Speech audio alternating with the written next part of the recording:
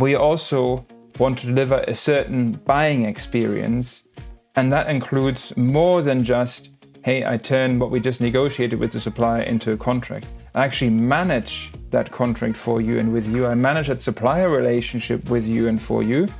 And I, together with you, deliver the value that we believe we've negotiated into this contract. Hello, I am Matt and I have here with me my co-host Guru, and we would like to welcome you all to this episode of Clause and Effect, podcast presented by Simply Contract. Joining us here today are two guests, Lisa Ehrsam-Nixon and Patrick Foelck, both of them procurement leaders within Roche, one of the leading healthcare companies in the world, headquartered in Switzerland. Lisa has deep experience in procurement, procure-to-pay processes, contracts and compliance. She leads contracting excellence at Roche and heads a global team that focuses on contract records and lifecycle management within the global procurement function. She also manages Roche's supply side and R&D contracting processes and systems, so has a very deep subject matter expertise in anything pertaining to contracting in procurement. Patrick is the head of strategy and procurement transformations at Roche. Patrick has led and delivered several global transformation initiatives, mainly for large corporations, and has immense experience in anything related to procurement, strategic sourcing, category management, procure-to-pay, to list just a few. At Roche, Patrick is driving the future vision and strategy of the global procurement function. And as part of that role, he manages various line organizations, including risk, contracts and compliance, and other value creating and enabling capabilities. So a very broad portfolio, again, then with very deep insight into the internal operations of procurement. Lisa, Patrick, absolute pleasure that you could join us in the podcast today. And we're super excited to have this conversation and dive deep into the world of procurement and contract management today. Thanks for being here. Guru. Likewise, Matt, it's an absolute honor to have two leaders come on join us this morning on our series of podcast. Probably I could open up this conversation with some questions to Lisa and sharing her thoughts, right? Contracting excellence, that's something which is really a thought leadership that Roche has done. So I believe probably you're the very few leaders across the globe who set up this function and leading it. Some thoughts about that, Lisa, about what specific KPIs that you drive in this function and why did Roche decide to set up this? Yeah, thank you, Guru, and good morning, everybody. So contracting excellence has a whole bunch of different aspects to it. So one of them is contract lifecycle management, which we're going to be talking about a bit later in this podcast. And the other piece of it is contract record management. So once you have the executed contracts, how do you actually manage them and store them? So contracting excellence also includes things like training, ensuring all of our colleagues across the organization are familiar with what does a contract mean and why do we need it, protecting Roche from different aspects. And I think it's a new organization with some new focus that we're going to be working on. So it's going to be an exciting year for my team and myself to sort of really dive into what can we deliver for global procurement at Roche, but also the wider organization. And of course, it includes our new contract lifecycle management technology that we will be rolling out shortly. Excellent. So that's pretty impressive, Lisa. So just to add on to that, right? Next point that I wanted to chat with you is about the importance of so-called managing contracts, right? The whole world of contract authoring, volumes, velocity, value, how do you drive it? But the core crux come into the M of the CLM, which is the importance of managing these contracts. Any thoughts about or any of the best practices that you come across in your experience on given your vast background? So I guess, morning everyone first. For me, and this not only applies to contract management, I think this is a bigger challenge that we have in procurement and other enabling functions, that we move beyond creating an analysis or a dashboard or present some figures and just some facts, that we actually generate insights and do something with these insights and action on these insights. So the M for me in contract lifecycle management is probably the real value that we can generate for the business and for us in procurement. If I just run a great repository, if I just negotiate contracts well and sort of manage the authoring process, that gets me to a document, that gets me to a milestone. But I need to move and work beyond that milestone. So what Lisa and team do is they look at that, right? So how do I create excellence in getting to this milestone? And then what do I do with this? How do I drive excellence in the management? How to deliver the value? How do I create the outcomes that I intend to with the contract, with the record I'm creating? And that, I think, requires a lot of investment, because I think this needs a good process, it needs good technology, but also needs to, I think, a strong focus on the users, then the stakeholders, so change management. And that's why we've decided to invest in this. And that's why I think we're making big steps forward in delivering the value of a contract beyond just a compliance record. So Patrick, let me hook in on that one, because I find that very interesting. And what you have managed around stakeholder management, around value creation, is a view that we don't have very often. Very often what procurement says is, our role is we need to drive the tender, the sourcing event, then prepare and conduct a commercial negotiation to finalize, very simplified, the price list, and then we route, right? Everything else is the role of the adjacent functions in legal to create a contract, in the stakeholders to bring that contract to life and make sure that you get the value from the contract. So share with us, it sounds like what you have just said, that you are envisioning the role of procurement and of contracting within procurement as something that is a little bit broader than what many traditional procurement functions think they should do. So share with us a little bit on how you have set up procurement within Roche as the leader of that transformation that I mentioned in my introduction to you, and what you envision the role of of contracting within procurement to be. Great question. Thank you, Matt. I think maybe a bit of a provocative statement to start with, but sort of setting the scene here. I think if we continue doing what we're doing, procurement is dead. Yeah? Because automation, digitization, to an extent, a threat of decentralization is challenging procurement status quo. If I continue focusing on just doing sourcing, just creating basically at best a piece of paper, a contract that documents what I've done in the sourcing process, then where really is the value at? Because to an extent that can be done by technology, more and more so very soon.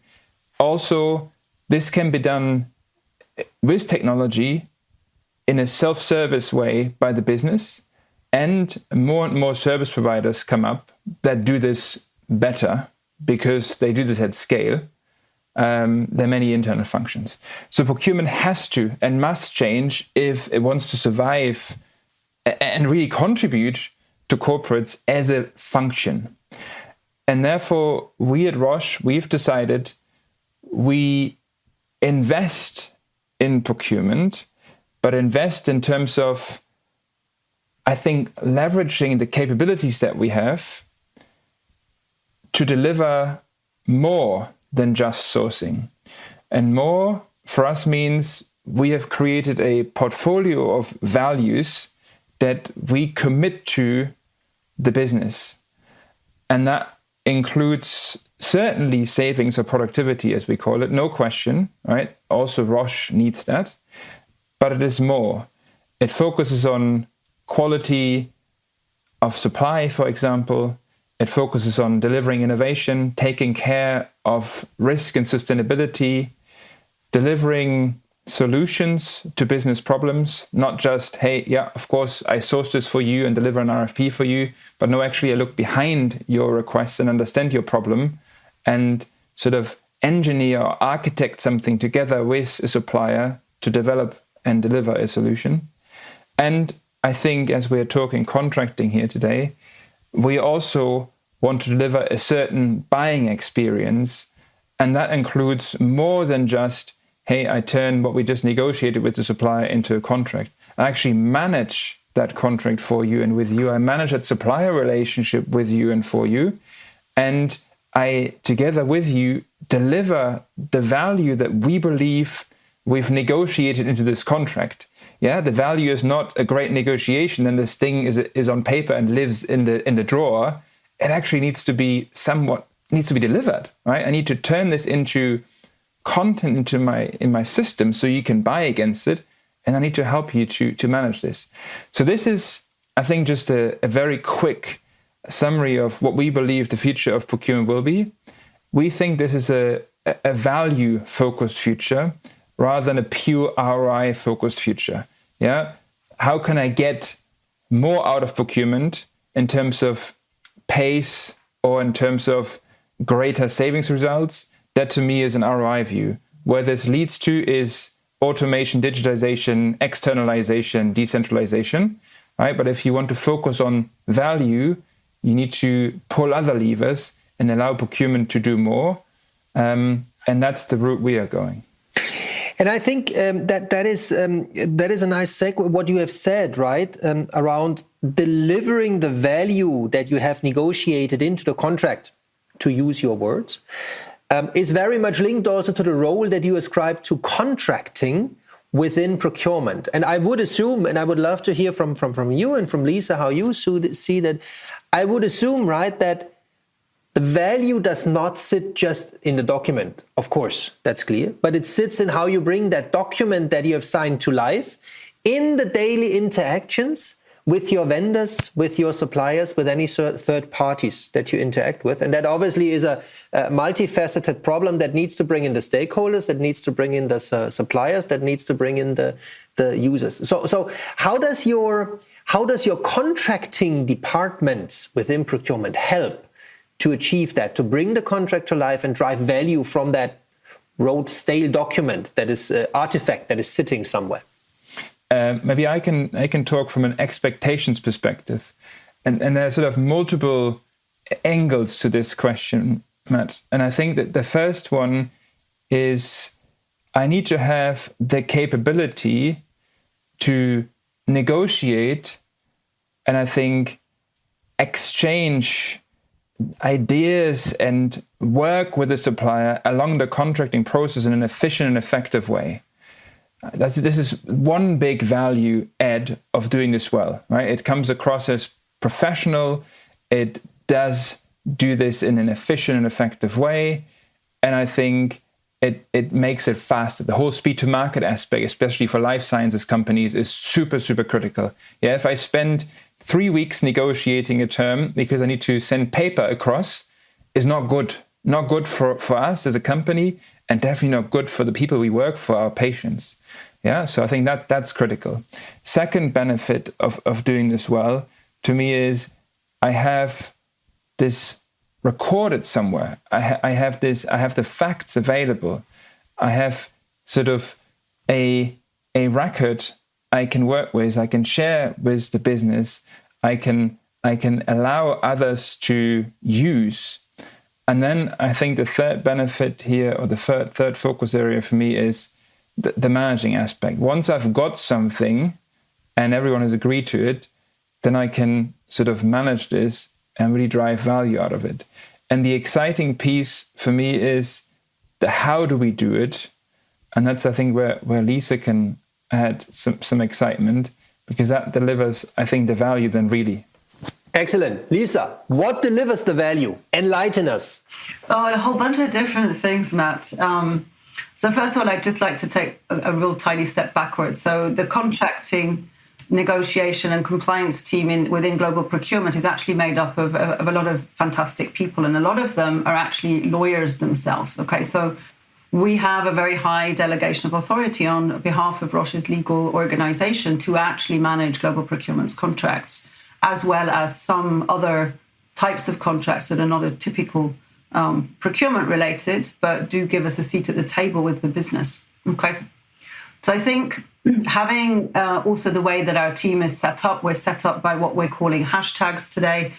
So they have an area of expertise and they're very closely embedded with the stakeholders, whether those are colleagues in procurement, but also colleagues across the business. So they understand the area of the business that we're supporting, which brings a huge amount of value. And also, speed and being able to tailor the contracts appropriately to the needs of the business and ultimately to our patients. I think one of the things that we haven't, been too good at in the past is technology. And technology is the buzzword right now. And how can we make technology support us all? Having one system across the organization is definitely beneficial. We're coming from a fragmented, decentralized landscape and moving into one platform, which will allow us to have overarching visibility, not just in the main sites of Roche, but also in our affiliates, and our intent to make our procurement contracts open and visible to our colleagues in the different affiliates so they can leverage them. And technology, being able to move from sourcing over contracting into our downstream, and Patrick mentioned also the demand side of it. How can we help our stakeholders buy a bit more readily there?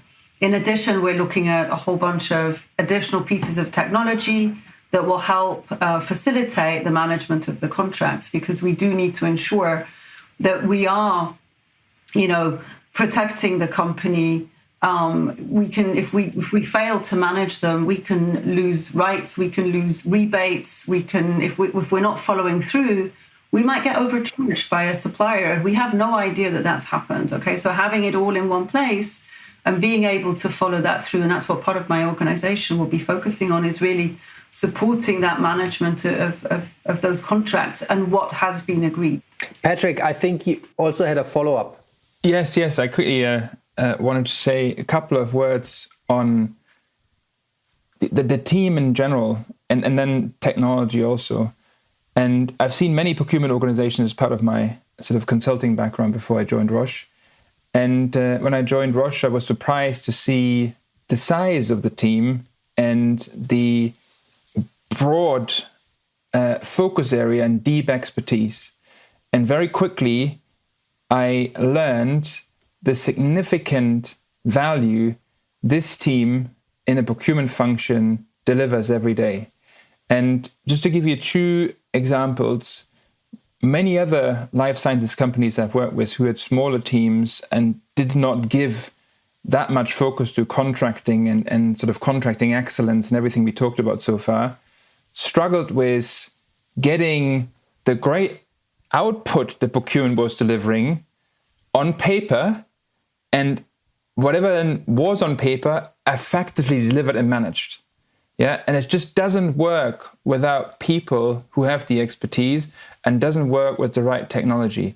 If you continue to rely on a legal function whose focus is cutting the next M&A deal or protecting the company on other fronts, you in procurement and the supply side to an extent always comes last. So I quickly learned this major value in terms of speed to market, advisory to the business, managing and getting the stuff that procurement does on the road from this team. And that's why we continued to invest in terms of growing the team, adding capability, but also adding significant technology and digital capability to accelerate. And I can say now, 4 years later, after joining Roche, I'm still super excited about having this team. I'm amazed by what they do, and I'm amazed by how much the patient even feels and sees the value that this team delivers in terms of getting patients into trial faster, right? Because we also take care of contracting with for clinical trials, and that is true, I think, procurement value delivered to our main customer, which is the patient, and that comes from this team. So one thing that you're saying, right, is which is very interesting, an important precursor for success in contracting excellence is investment. Investment in people with the right subject matter expertise, not only on the legalese, but also on what they're actually contributing to, the category that they are buying, the service that they are procuring and helping to contract to get what's in the business on a piece of paper. And secondly, an investment into technology to help you scale that team much faster, because you probably will not be able to find all the people that you need. That's very interesting. Guru, I think you also had a follow-up here. Yeah, Matt. So, like you and me have been talking about it, and this is to Patrick and Lisa. See, we fundamentally believe that the tool is an enabler, right? It can enable you to get the best policies and principles and practices that you have, but there's a lot of work you need to do before you start implementing any solution, right? So having come a long way in your professional roles and the setup at Roche that you have, are there any learnings or experiences that, Lisa, you want to share about how did you go about implementing tools or solutions for any of these pain points that you had in business? That's a really good question. I could talk about this for hours. Okay, so as I said earlier, I think we come from a fragmented, decentralized landscape of technology, and it was because of the way the company was set up in the past, and that's how we ended up there. So we were given the opportunity to be part of the new procurement end-to-end technology, and of course contracting sits right in the middle. So we did a lot of analysis of how we do contracts today in our current systems, and what would we like the future technology to give us. Okay, Roche being Roche, and as well as I guess a lot of our colleagues in other organizations that are very similar, we're a complex organization. We have a lot of processes. Some of them depend on local site due to whatever financial, legal, compliance reasons. They need to do things a certain way. But we've tried to come up with what we're calling a global template of technology. So taking all of the fundamental elements that we can align across the organization and building those into the software. At the same time, one of the key things we realized was it's a huge change management effort. So a lot of people are used to working in one specific way, and they will now need to change the way of working, which of course is never easy for people, is it? So, having to adapt and change the way you've done things for the last 20 years or even less is always hard for a human being to do. So I think is one of the bigger challenges, is actually the process. And one thing that we also realized is you need to have determine the process before you fully build the technology, because you can never bend the technology around 20 different processes. So you need that holistic picture, and you need both things to work together. So it's a challenge in a big organization to implement technology that also works in the way that we're trying to do it, that it works from a sourcing event, flowing seamlessly information into a contracting module of a system, but then also feeding demand management, buying channels, and whatever else it is. So we're dependent on the other sides of the system, and that can cause some discussions on how can we make this fit. So it's an interesting journey, and I'm super excited to actually see it go live. We've been working on this for a long time. But one thing is clear, what we are putting live now is a minimal viable product. Okay, so we will need to continuously enhance it.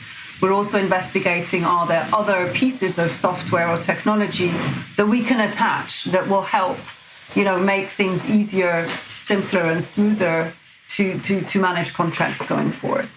Thanks, Lisa. That was a great segue to, how we were looking at technology adoption within Roche. Back to some of the cores of contract management. We fundamentally believe the risk analysis of contracts starts from the day you start thinking about a contract. It not necessarily comes after you sign the contract, right? Every contract when you sign starts with some bit of risk. So that leads into many of the companies that we have discussed across the globe talks about defining KPIs on contract management. And Patrick, I guess this is more close to your heart, and maybe Lisa, feel free to give us your feedback as well on when you look at contract management. That's a core of a relationship between a vendor and a customer, supplier and a customer, right? So it's important to have this relationship tracked for the good reasons for both the parties, right? Do you have any views or extremely, different views about defining KPIs for an engagement that can be tracked through contract management. And Matt, you being a procurement expert, would love to hear your thoughts as well on this. One key, I guess, KPI that the business in particular always talks about is sort of cycle time. In my translation, sort of speed to a result. Yeah, if the business comes to us, be it in the clinical trial space, so we need to onboard certain sites or get patients into a program, clearly every minute counts. But also, I think when we negotiate and contract with suppliers, so on the supply side, for us in our business we're in, also every minute counts to an extent. We need to start something, we want to get going. And the business usually engages procurement when they already have an idea that they want to do something, and hence time is always tight. So enabling us to do this in the fastest and most efficient way is certainly a very, very critical measure of success, and hence needs to be turned into some sort of a KPI. To me, however, this doesn't stop with the record in the repository being created. So you can almost argue from requests coming in one way or another to us sort of closing the deal, signing the contract and sort of filing it, is certainly one critical KPI and one measure of success. And then I think we need to measure, and that's something we need to create with our partner, with maybe some industry experts. It would be great to actually continue the dialogue, Guru, after this podcast here on this question. So how do we then measure success of managing the asset, the contract that we've created? Yeah. And I think there are multiple dimensions to this. Number one is, I think for us, really getting clarity on what is the value of this contract, right? Is it delivering the performance of the supplier or of the partner we're working with? Or is it managing the compliance to certain aspects that we agreed in the contract? Or is it extracting value beyond the facts in the contract? So, for example, innovation, right, continuous improvement whatsoever. I think we need to discuss this and sort of also then explore how we track this, how we record this, monitor, and how do we tell a great story about this? It is a very interesting problem that you're posing, this M in CLM, in contract lifecycle management, right? Anything that happens after you do have the content in your repository and you need to bring it to life. You have procurement who's doing a fantastic job negotiating the commercial side. You're bringing in contracting, you're wrapping everything together with your supplier. It sits somewhere. But then the challenge actually starts, right? Then it's the users who are engaging with the supplier in bringing in, procuring the services, the materials, whatever it is. They, to some extent, need to manage the relationship on the fly, where procurement is not and contracting is not involved. Then you have other parties who are engaging. And then you have the poor guy at the end of the line in finance who needs to say then somewhere, oh, is this the bill that's coming in, the invoice? Is that actually what I should pay? Or is there something else that goes back to the contract that drives a financial implication linked to performance into my invoice? And that's a very interesting, multifaceted challenge and problem to have, right? Is there what's your thinking here? How do you want to solve this, right? How do you want to go beyond just this contract is expiring in 3 months, so I should renegotiate it? How do you go beyond that and look into performance and translate performance into effect and impact for the company, not only on savings and productivity, but also on real value creation? What's your idea here that you have?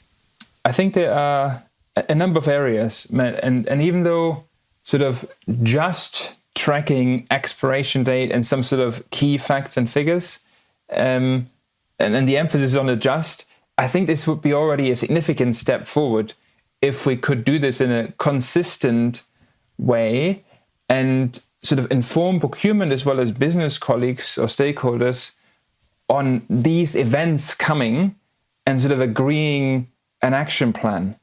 Because that will be proactive, that will be actually managing, back to your point, a certain risk, right? That we, for example, are out of contract and may then be even out of supply.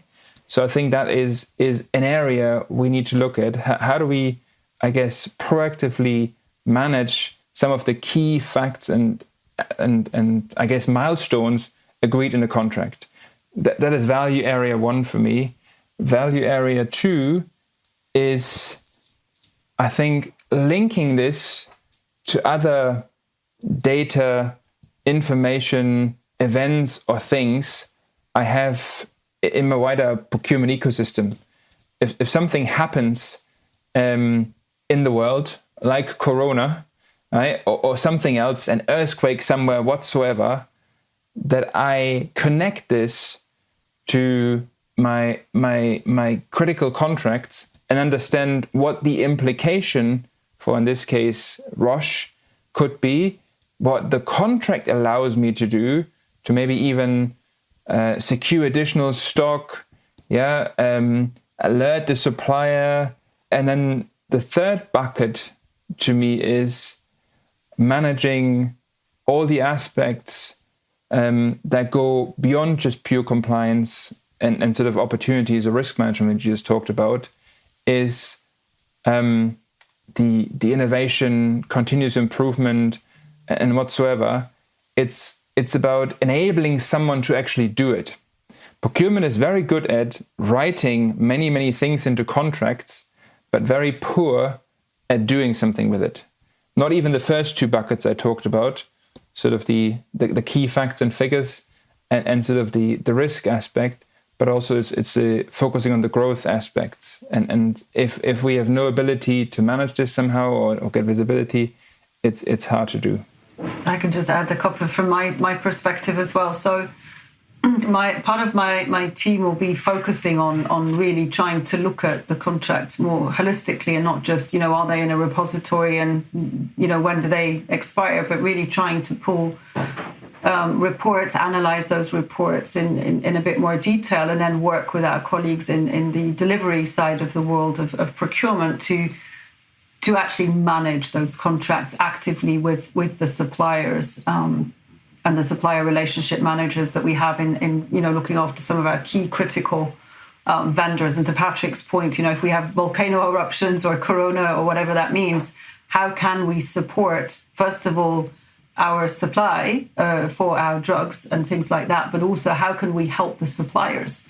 Is there a way that we can actually collaborate to make sure that both parties are able to fulfill what has been agreed contractually? So I think that is also going to require extra technology, looking at being able to read the contract. So, we've got thousands and thousands of contracts with suppliers, and do we really need a human being to read through every word of the contract to actually pull this data? So we are investigating sort of AI that can extract sort of keywords, sentences, or whatever it is that we can get, quicker results from reviewing those contracts and seeing what has been agreed to. I think that's one of the problems today. You'd need an army of people to actually read all these contracts, make notes, and then compare.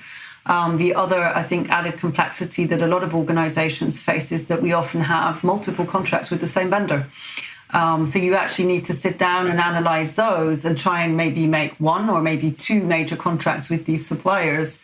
But you can't handle them if you've got 10 with the same supplier for very similar things. So I think that's one of the key things that my team is going to be focusing on in the coming months and years is helping, put that together and say, okay, we've got 10 contracts. How can we reduce it down to 1 or 2 and actually get a benefit for the supplier? Because I'm sure they're as confused as we are with multiple contracts, but actually then get the benefit out of it. But technology will play a crucial part in helping extract information out of our contracts to be able to do this. I think what I would be very interested in is now you being the subject matter expert who has to do every single day with contracts and managing value from contracts. Where do you think would be the key areas where could that technology help you in the job that you have in creating value for Roche and for Roche's patients through the contracting process? So if we can get it to help us, let's phrase it that way, it would enable contract managers, for example, to focus on the strategy, to make decisions based on actual data that we're gathering from our historical contracts. It would also allow us to do better analysis of existing contracts. It would also help with authoring potentially or redlining. If you can build it to have playbooks and the templates and you can actually trigger it, it could do that first draft for you. And again, giving you as a contract manager or an organization the time to focus on more strategic things, more value added things than just drafting, a template-based contract. I think it's a challenge for any organization to free up the manpower to teach technology to help you. So there's always that moment in time where, you're probably slower until you actually reap the benefits from technology. And I think the other key aspect that we all need to consider when we're looking at technology and supporting us in contract lifecycle management is alignment. So if we have 200-300 different contract templates with things in different places and different words being used, technology is going to struggle to actually give you clean results. So having that alignment and supporting the technology, I think, is also a key step right at the beginning to be able to support technology. But in a nutshell, it would free up people to do more strategic kind of work, more in-depth analysis, more value-adding work that ultimately will benefit our patients. And Matt or Guru, if I may add to this quickly, the two very critical points for me, beyond everything that Lisa has said, is automation, to me, is the fuel in the car, or the rocket fuel in the car that I've built. Yeah, if I have a great car and everyone is sitting in it and it's not getting wet, but I still have to push it manually, isn't as great as if I had fuel or even rocket fuel in the car. So it allows me to scale much faster, much better. I think it also, automation gives me, back to Lisa's last point, the ability to focus people on the more value add stuff, but also gives people hopefully a greater experience when they work, rather than filling some of these fields 2-3 times or doing something repetitively no one likes to do. Yeah. And the third point here is risk management. Every human being makes a mistake, especially if you work on repetitive tasks. If we can take this away, so we are faster, we can scale better, we satisfy our people more and give them a greater work experience, and at the same time control risk through mistakes. Fantastic. All right, let's invest. And that to me is the next big thing for us to really drive. Now we have the car, let's make sure we get the right fuel in it and really drive it. Fantastic. Great finishing words, I think, Patrick. Love the car and analogies. Thank you so much spending time with us today. It was a real pleasure, and we're very much looking forward to continuing to talk about this in the near future. Thank you as well. Thank you, bye. So those were some interesting observations from Lisa and Patrick, procurement leaders from Roche, who gave us their deep dive into enterprise procurement and the contracting within it. And very clearly, the value of a contract is not just in the document, it's in how you bring that document to life with the help of people, with the right subject matter expertise, technology to scale the knowledge that you have at hand, and gaining insights into the relationship with your vendor, with your partner that's beyond just the pure numbers. That was our insightful chat with Lisa and Patrick from Roche, and we have many such interesting conversations with industry leaders in the upcoming episodes. So stay tuned and catch us on the next episode of Clause and Effect. Subscribe to the podcast and visit simplycontract.com for more information.